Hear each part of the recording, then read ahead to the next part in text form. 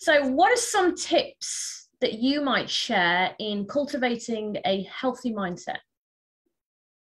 Well, one, it presupposes that I have one, which sometimes I wonder the amount of stress and pressure I put on myself, if how healthy that is or not.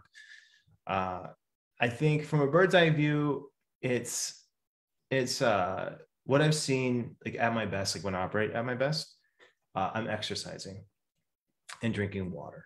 And I think that our culture and society pushes a lot of because so much what we do is virtual now. So much what we do is the work that we do is mental emotional work. It's not necessarily physical work, but sometimes we forget that we are bodies as well. And I think that for me, I know that when I'm exercising and when I'm drinking water and getting sleep, doing all of the things basically in the middle part of the wellness 1.0 program, that's the foundation. That's the foundation for me. I find that most people have something like that. You know, if you're stressed out and you're not exercising, well, you could try to find the source of the stress and try to solve that, or you could go out and go for a walk or a run or swim or bike or whatever, move, and then come back to it. I often call exercise my secret sauce. It's my secret stuff that makes it all go. I'll stop there. I have more, but we'll start with that one. How about for you, Raj? A few different ones. This did make me think of the habits tracker. I remember doing that myself in the 2.0. I remember how valuable I found that. So anyone who's in the 2.0 needs to check it out. And if you're not on the 2.0, maybe you need to join the 2.0. But anyway, so I think for me, cultivating a healthy mindset, one of the most important things for me is how I start my day. And if I'm thinking of it, breaking it up on a daily basis, if I don't start my day intentionally, it is just can be a roller coaster knock-on effect. So there's a few different things that I like to do. One, in our room at night, both my husband and I, we're not allowed any gadgets, phones, emails, nothing. They have to be plugged elsewhere. It's actually in the laundry room. So you would actively have to get out of bed and walk to it. So I don't like to have any emails or anything pinging, anything like that. I don't watch the news anyway. So I don't want to start my day where I pick up my phone and I'm looking at emails. So for me, cultivating that healthy mindset is really being intentional at the beginning of the day. Even if I only give myself 10 minutes, I do love to meditate, but for me, it's making my tea as a whole ritual. So I'll put some meditation music on, just get grounded and think about what I want to achieve from the day. So for me, it's those small things, I think, that add up. Mm-hmm.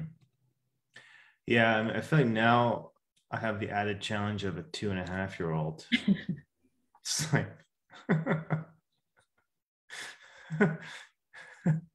and the last week has been hard. He's waking up a ton, and then the cat, it's cold, the cat needs to come in, like, oh my goodness. So I think that when it's interesting when things get stretched, I find that it becomes even more helpful to have the goal, like what is it we're really going after, and have that goal clarified. And this happy solstice, everyone, is a wonderful time to clarify what you want to achieve in the next revolution around the sun, and think about that. You have I feel like having a concrete idea of what I want to get towards, not just in my own life, but in the lives of other people, and then in the world. Having that often helps at 2 a.m. when he wakes up and it's like, dude, really, we're doing this? Okay, we're up, and I'm not really good with no sleep. Some people are, I'm not. And so I think that element of having the goal, the outcome you want clearly outlined, provides a bedrock of emotion that combined for me of really think of a growth mindset of not being too hard on myself if it's not perfect right away. But at the same time, trying to take small steps every day towards that goal.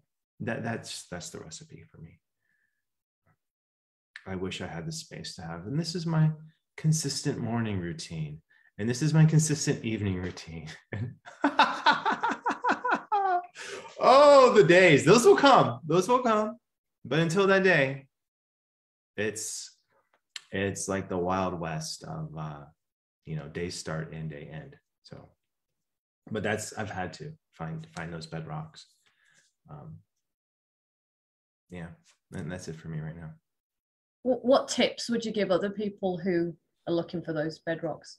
Oh, I find that clothing tends to be a structure for me, or a system where like you know what I mean? Where, especially when you work from home, sometimes you can just get used to sweatpants, and, if you don't have the video on, you can just show up in a t-shirt or whatever, it's those kind of things. I found too, I did this experiment, this is years ago, back when I was leading 20 hours of training a day, training a week, and it felt like training a day.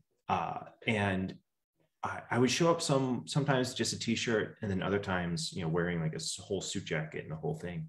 I found that it just was less energy if I showed up wearing a suit jacket and showed up more formal in these kind of things. And since then, I mean, it's more nuanced than that, but and everyone's getting used to what these webinars and what Zoom is and what Zoom isn't. But the idea of clothing a structure, both as a professional like workspace, I find is really useful. So, for instance, like I'll wear jeans during work days, and then switch to sweatpants. Like, when I'm home and like home, like I'll have like the home outfit. I'll have the heavy work outfit. Like I'll have the and sometimes it's useful to think of it as costumes. Like I'm just stepping into my costume, and this is my work costume right now, and I'm acting workspace. And I do think these are helpful structures for us as human beings, and it all starts to add together. You start adding in another structure for you to get yourself into that growth mindset. But what are your growth mindset socks? Stuff like that. So that's what I would offer anyone who has, let's say, your time is not necessarily your own, due to whatever factors, children, you're working another job while you're trying to build your coaching practice, or you're an advisor and anytime a student can come in, or you're an executive, or I mean, you name it. People have different challenges. Yeah, I love that, structures and systems. And me, John, I love to schedule things. So one of the things I would share with others, you might find it useful, is I love to schedule in me time in my calendar, and calendar is color coded, so me time is green for growth.